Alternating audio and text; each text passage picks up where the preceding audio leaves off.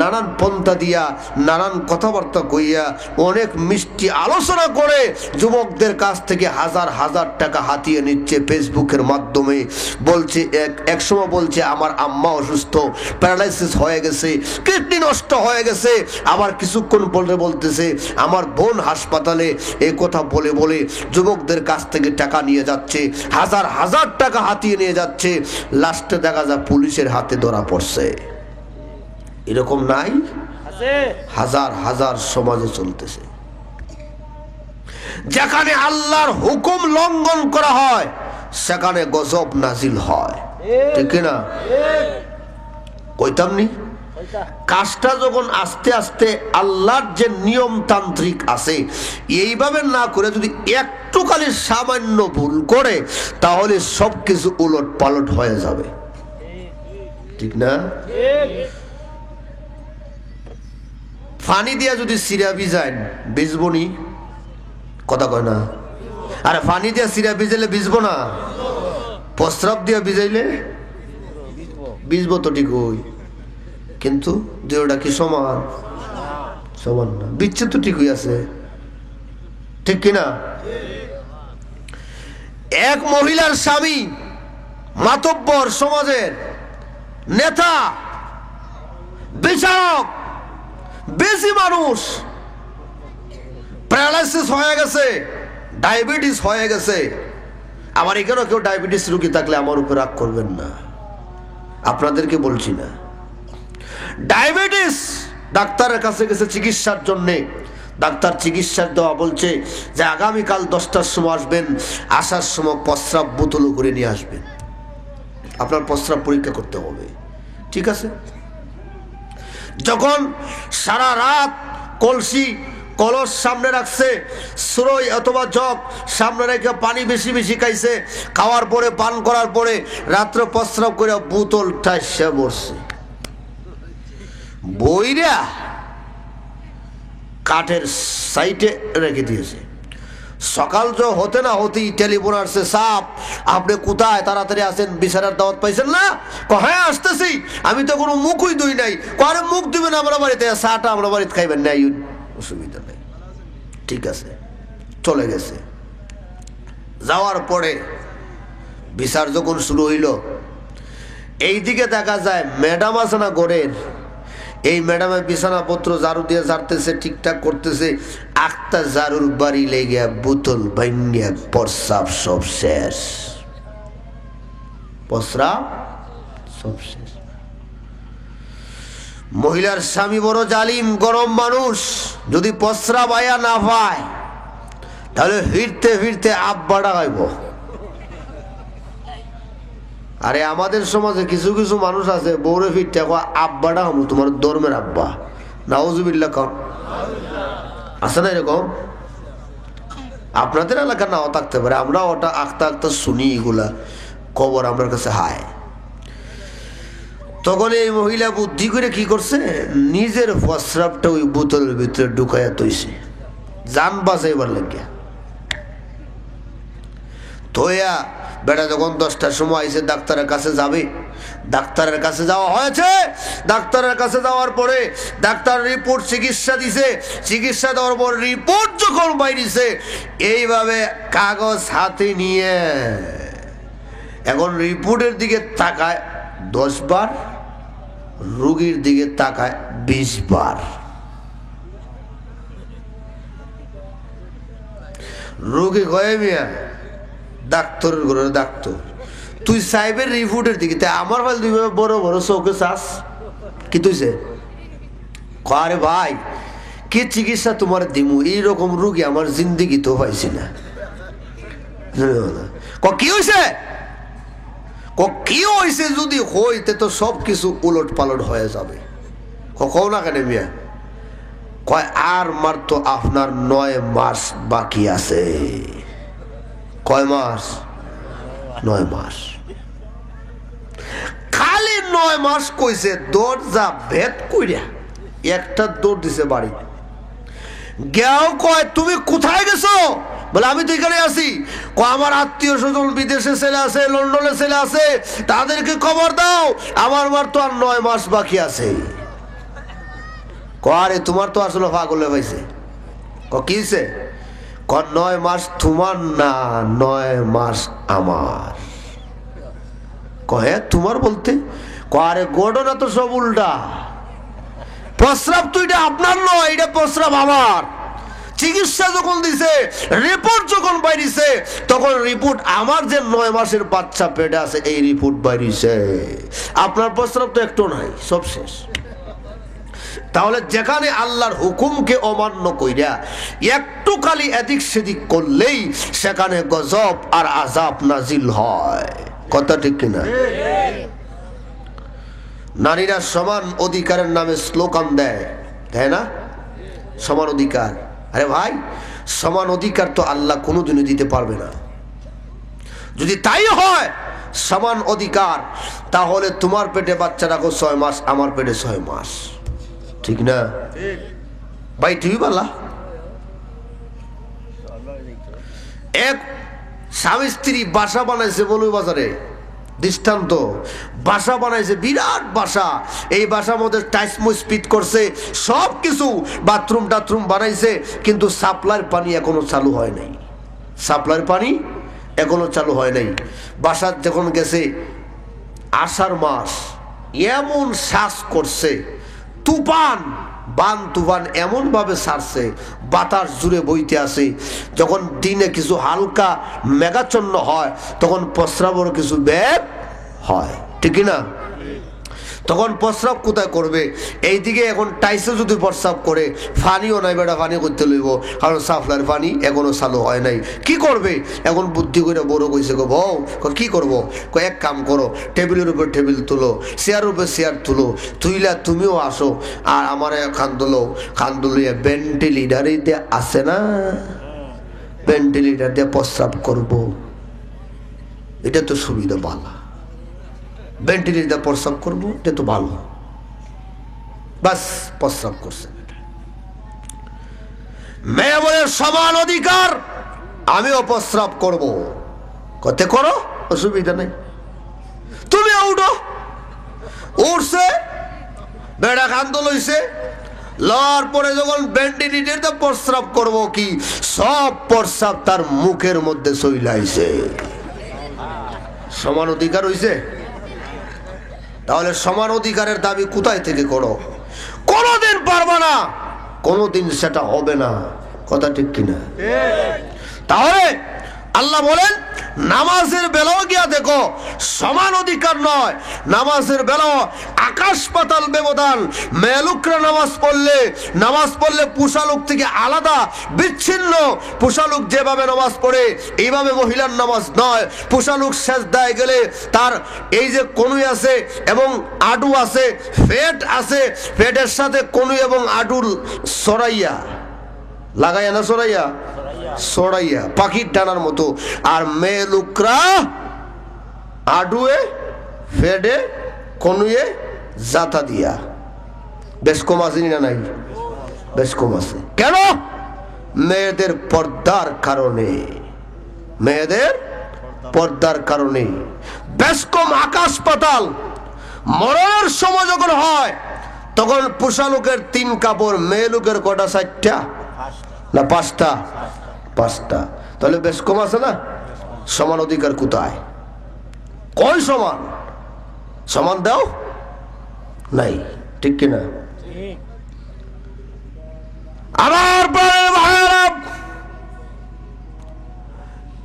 যদি নামাজ পড়েন, আমার আল্লাহ বলেন নামাজ পড়ার কারণে, যদি নামাজ পড়েন, আমার আল্লাহ বলেন নামাজ পড়ার কারণে যদি কেউ নামাজে দাঁড়ায়া তার মরণ হইয়া যায়, নামাজে যদি তার মরণ হয়, নিশ্চিত বেহেশতি, এতে কোনো সন্দেহ নাই। আল্লাহর নবীর সাহাবী বিলাল রাদিয়াল্লাহু তাআলা আনহু, উনি যখন মসজিদে যখন বসা আছেন, এমন অবস্থা আজরাইল তার সামনে উপস্থিত হয়ে গেছে। আজরাইল যখন উপস্থিত হয়ে গেল, আজরাইল উপস্থিত হয়ে যাওয়ার পরে এমনি সালাম দিয়া সামনে বসছে। সালাম দিয়া সামনে বসার পরে তখন বলেন তুমি কে? আমি হইলাম আজরাইল। কেন এসেছো? আপনার সাথে মুলাকাত করার জন্য, সাক্ষাৎ করার জন্য। তাহলে চলে যাও। গো সাহাবী বিলাল, তোমাকে নেওয়ার জন্য আসি, তোয়া যাওয়ার জন্য নয়। মনে কইরো না আজকে জানুয়ারির 15 তারিখ আসলাম, আবার গত 15 বছর আসবো এইরকম নয়, আগামী 15 তারিখ আসবো এইরকম নয়। তোমার সাথে সাক্ষাৎ হয়ে গেছে, আমি আজরাইলের তোয়ে যাওয়ার জন্য, নিয়ে যাওয়ার জন্য। এমনি বিলাল বলেন নিয়ে যখন যাবা এতে আমার কোনো অসুবিধা নাই, তবে তোমার কাছে দরখাস্ত আজরাইল, মরণের আগে 2 রাকাত নামাজ পড়ার সুযোগ দিবানি। সুবহানাল্লাহ কোন? কয় এটা তো আমি আর বাধা দিতে পারি না। পড়েন। নামাজও দাঁড়ায় আছে, নামাজে দাঁড়াবার আগে বিলাল ওই আজরাইলকে বললেন, ওরে আজরাইল, তোমার কাছে দরখাস্ত হলো, আমি যখন নামাজে দাঁড়াবো 1 রাকাত পড়বো, সূরা কেরাত পড়বো, সূরা ফাতিহা পড়বো, অন্য সূরা মিলাইবো, রুকু সিজদা করবো, 1 রাকাত পুরা হবে। যখন আর 1 রাকাত গিয়া আমি সূরা কেরাত পড়বো, রুকু সিজদা করবো, আর রুকু সিজদা করার পরে একবারে লাস্টের যে সিজদা দিব, ওই সিজদা থেকে আমি মাথা উঠাবো না যতক্ষণ পর্যন্ত আমার জান কবজ করা না হয়েছে। সুবহানাল্লাহ কোন? কেন? আল্লাহর কাছে নামাজ পড়ে পড়ে আল্লাহর কাছে দোয়া করছেন, প্রভু আমার যেদিন মরণ দিবা সেদিন সিজদা অবস্থায় আমার মরণ দিও। আল্লাহর কাছে কবুল হয়ে গেছে। সুবহানাল্লাহ কোন? আল্লাহর কাছে কবুল হয়ে গেছে, এই জন্য সিজদা অবস্থায় তার মরণ হয়েছে। আমরা যখন আল্লাহর কাছে দোয়া করব, প্রভু হে, নামাজের হালতে, কোরআন তেলাওয়াতের অবস্থায়, রুকু সিজদা অবস্থায়, নিজের বাড়ি ঘরের মধ্যে নূরে ঈমান দিয়ে আমাদেরকে পৃথিবী থেকে বিদায় দিও। আল্লাহ দেখা যাবে মরণের সময় তোমার মরণটা ভালো জায়গায় হয়েছে। ঠিক কিনা? আর যদি দোয়া করে আল্লাহর কাছে কই না, তাহলে যেখানে সেখানে কুকুর বিড়ালের মতন আল্লাহ ফালাইয়া মারব। মরে না এরকম অনেক মরা মরতেছে। আমাদের নামাজে আমরা নিজেই নির্ণয় করে দেখি আমাদের নামাজের অবস্থা আর আল্লাহর নবীর সাহাবীদের নামাজের অবস্থা, আমাদের নামাজের অবস্থা, আল্লাহর ওলিদের নামাজের অবস্থা, আমরা নিজেই একটু হিসাব মিলাই দেখি যে আমাদের নামাজ আল্লাহর দরবারে কতটুকু কবুল হচ্ছে। ঠিক না? আপনি মসজিদ থেকে রওনা দিয়েছেন, বাড়ির থেকে রওনা দিয়েছেন, আজান পড়ছে মসজিদে, আল্লাহু আকবার,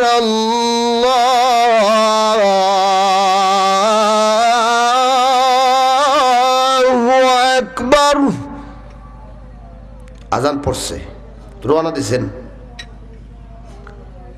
রাস্তার মধ্যে আপনারে শয়তানে লাগাল ফেলিছে, রাস্তার মধ্যে শয়তানে কেডা জানুননি, আরেক বন্ধু লাগাল পাইছে আর কি, লাগাল ভাইয়া কয় ওখানে যাইও না, একটু পরে যাও, 2টা কথা না যাও, ইটা করতে করতে করতে করতে জামাত ওই শেষ। এরকম হয় না? হয় না। আজান পড়ছে, বন্ধু নয়, স্ত্রী নয়, বেবি বাচ্চা নয়, অর্থ সম্পদ নয়, একমাত্র আল্লাহর কাছে হাজিরা দেওয়ার সময় হয়ে গেছে, আমি সেখানে যাব। আরে নামাজ পড়তে কি সারাদিন লাগে? নামাজ পড়তে কি 12 ঘন্টা লাগে?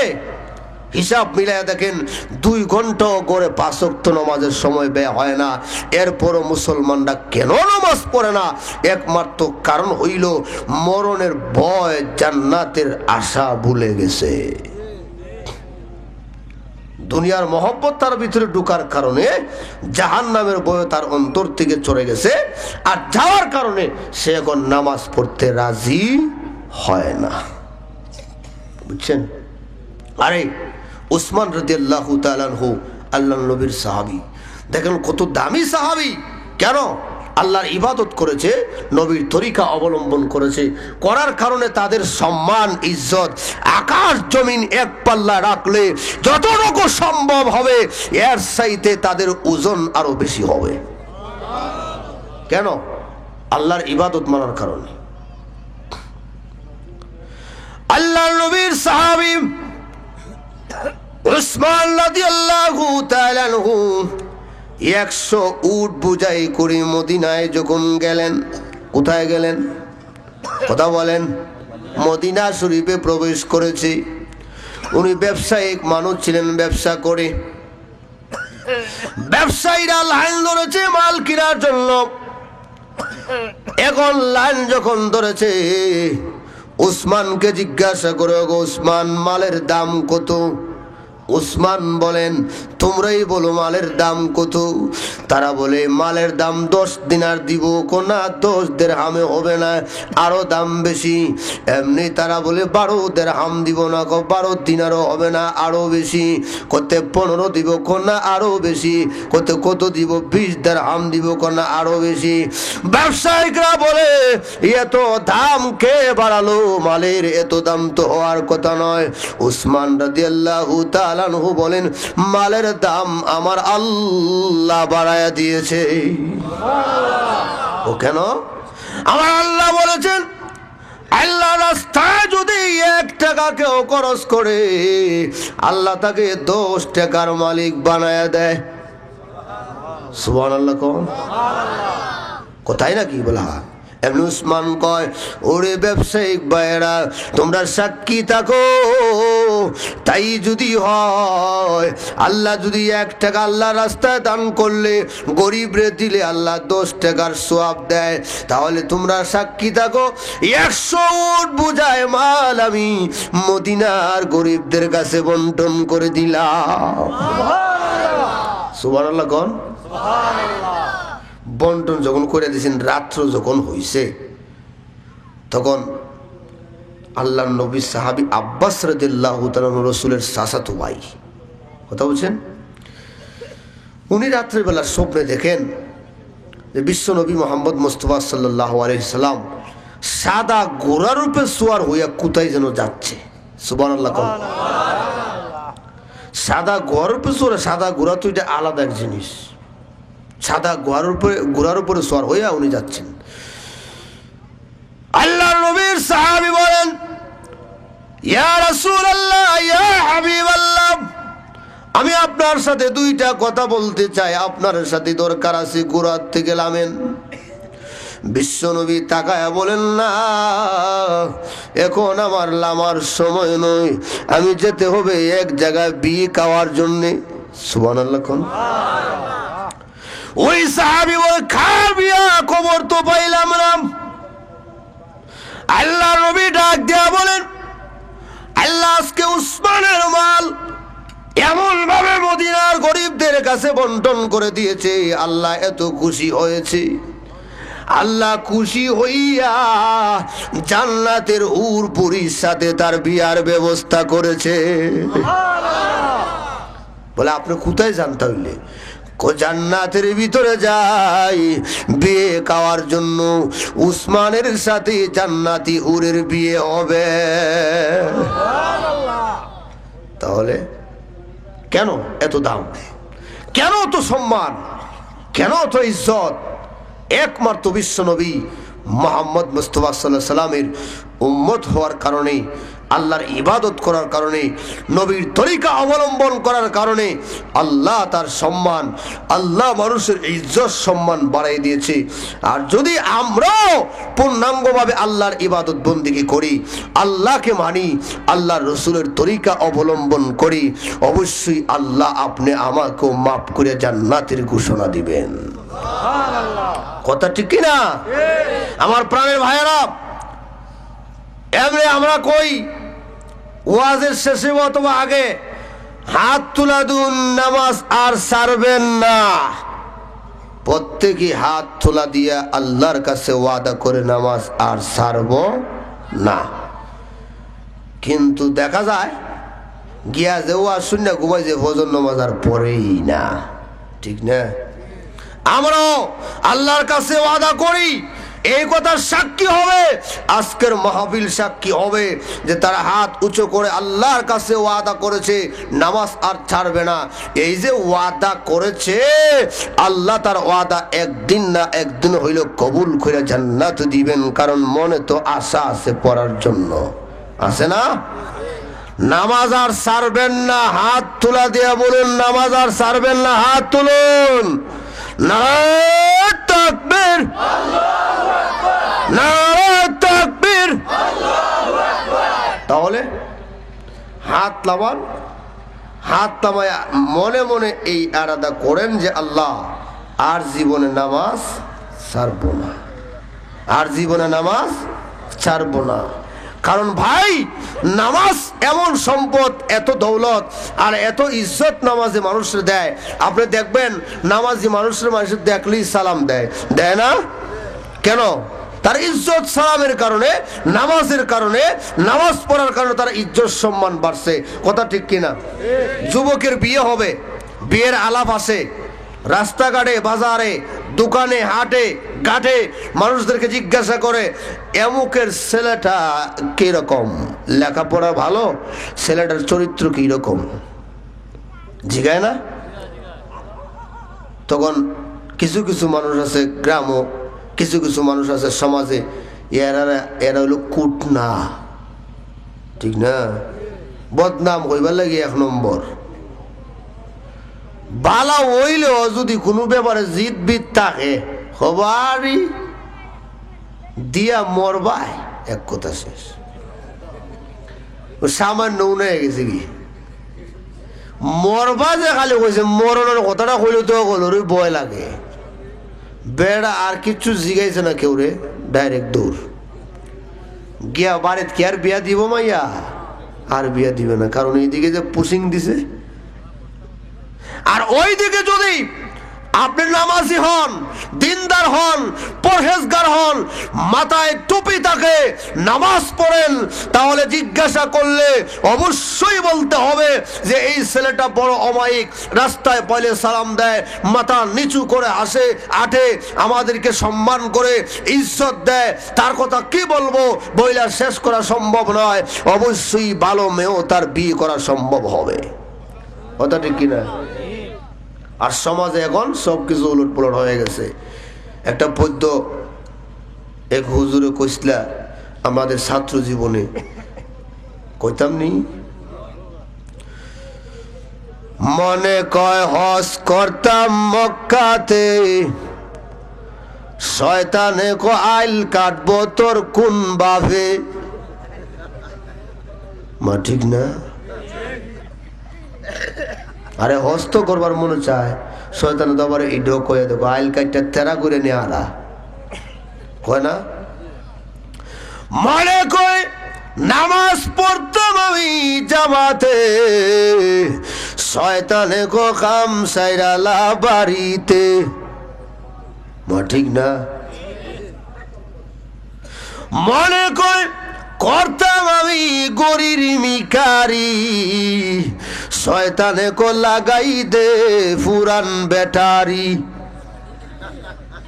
মা কয় না শয়তান তো লোকে আছে। মনে কয় বিয়ে করতাম আমি নামাজি, শয়তানে কো করি লাগিয়া টেডি মার্কা বুবাইজি। ঠিক না? কারণ নামাজি মেয়ে বিয়ে করতে মন চায় না। বর্তমান জমানায় আলট্রা মডার্নের যুগ, ডিজিটাল যুগ। এখন মেয়েও চাই ডিজিটাল, মেয়েও চাই সুন্দরী, মেয়েও চাই ডিজিটাল, মেয়েও হবে আন্তর্জাতিক খ্যাতি সম্পন্ন। ঠিক না? কারণ নামাজি মেয়ের এখন পছন্দ করে না। বুরকা লাগাইয়া গেলে এখন পছন্দ হয় না, খালি নাক ছিটকায়। দেখো বুরকা লাগাইছে দি, বুরকা যে লাগাইছে, বুরকা লাগাইলে কি অ্যাসিড মারতো? কথা বলেন, অ্যাসিড মারতো? অ্যাসিড মারতো না। বুরকা লাগাইলে অ্যাসিড মারা বন্ধ হইতো, কিন্তু বুরকা লাগানোর কারণে আজকে মেয়েদের গায়ে অ্যাসিড যাচ্ছে। অ্যাসিড, অ্যাসিড কেন? বাস্তব কথা, বাস্তব নমুনা। দুইটায় মিলা এক জায়গায় দাঁড়াইয়া একজন আরেকজনের প্রেমে আবদ্ধ হইছে। চন্দ্র সূর্য সাক্ষী রাখলাম, তোমারে আমি ভালোবাসলাম। মা ঠিক না? রাত তো ভালোবাসা শুরু হয়েছে। মোবাইলের যুগ, রাত 12টার পরে আলাপ আরম্ভ হয়েছে। কানের পর্দা পাইটা যাবে কিন্তু মোবাইল ছাড়বে না, ঠিক না? যখন আলাপ শোনা শুরু হয়েছে তখন আস্তে আস্তে করে শয়তান মহব্বত আরো বাড়াইছে। এমনি আমেরিকা থেকে এক দামান বেড়াইছে, আমার পরে ওই আত্মীয় স্বজন মিল্লা, মা বাপ যা আছে সবাই মিলা মেয়ের বিয়ে ঠিক করে ফেলেছে আমেরিকার জামাইয়ের কাছে। আর এইদিকে দেশি জামাই বেড়ার শরীর রাগ আসেনি না? নাই, রাগ আছে। খবরটা পাইছে যে কি খবর, আমার সাথেই ভালোবাসা করে এইভাবে চন্দ্র সূর্যকে সাক্ষী রেখে আমাকে বিশ্বাসঘাতকতা করবে, সেটা সহ্য করা যায় না, বিয়ে হতে দিতে পারি না। বেড়ার যখন রাগ উঠছে, আমিও থাকবো না তারেও রাখবো না, আমিও থাকবো না তারেও রাখবো না। বাস ডাকার হাতে লইছে, চাকু হাতে নিয়েছে, অ্যাসিড হাতে নিছে, রাস্তায় পাইছে, এক বোতল মারছে, জনমের মতন চেহারা জইলা চরকার হয়ে গেছে। আর কি বিয়ে হইছে? কেন এই গজবটা কেন আসলো? এই গজবটা আসার কারণে হইল বেপরদা হওয়ার কারণে, কথা ঠিক কিনা? আর আমার ছেলেকে, আমার মেয়েকে, আমার স্ত্রীকে যদি আমি পর্দায় রাখতাম, আরেকজন SMS করতে পারে না, কথা ঠিক কিনা? আরেকজন SMS করতে পারে না, আরেকজন সেখানে শরীক হইতে পারে না, আরেকজন সেখানে আসতে পারে না। আরে ভাই, আল্লাহ এক ইহুদি রাসূলের কাছে গিয়া বললেন, ইয়া রাসূলুল্লাহ, ইয়া হাবিবাল্লাহ, আমাকে অনুমতি দিয়া দেন, আমি একজন মহিলার সাথে জিনা করব। নাউজুবিল্লাহ। রাসূল বললেন, ঠিক আছে বসো, অনুমতি পরে দেওয়া হবে। আগে বলো যে মেয়েটার সাথে তুমি জিনা করবে, এই মেয়েটা কি তোমার কিছু হয়? কোনা আমার কিছুই লাগে না। কিছুই লাগে না? কোনা। তখন কথা ঠিক আছে, আগে বলো দেখি, তোমার স্ত্রীর সাথে যদি কেউ জিনা করতে চায়, তুমি কি জিনা করতে দিবে? কিয়ামত তখন হয়ে যাইব। জিনা করতো আমার বললো গে, কিয়ামত তখন হয়ে যাইব, ইসরাইলে ফু দিবার আগে। আচ্ছা বলো তো দেখি, তোমার বোনের সাথে কেউ কি জিনা করতে তুমি রাজি হবে? ওই ইহুদি কয়, হ্যাঁ আমার বোনের সাথে জিনা করবে। এটা তো সম্ভব নয়, অতএব কারবালা হয়ে যাবে। কথা বলছেন? ঠিক আছে, তোমার বোনের সাথে জিনা করতে দিবা না, তোমার স্ত্রীর সাথেও জিনা করতে দিবা না, তোমার মার সাথে কাউকে জিনা করতে দিবে। কয় কিতা কমে আইতা, উপায় নাই কইলাম, একবার কইছো আর কইেন না। কথা ঠিক আছে, বাদ দিলাম তিনজন। পৃথিবীতে মহিলারা ভাগ হয়, কারো মা হয়, কারো স্ত্রী হয়, কারো বোন হয়, কারো মেয়ে হয়। তোমার কি মেয়ের সাথে তুমি জিনা করবে? কোনা করতে পারবো না।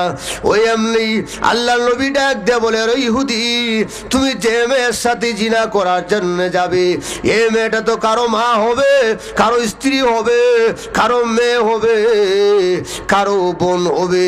তুমি যখন রাজি নয় তার সাথে, তোমার বোনের সাথে, মার সাথে জিনা করতে, তাহলে আরেকজনরা ফিটটা রাসূলে কেউ কাউরে নামাজি বানায় নাই। কথা ঠিক কিনা?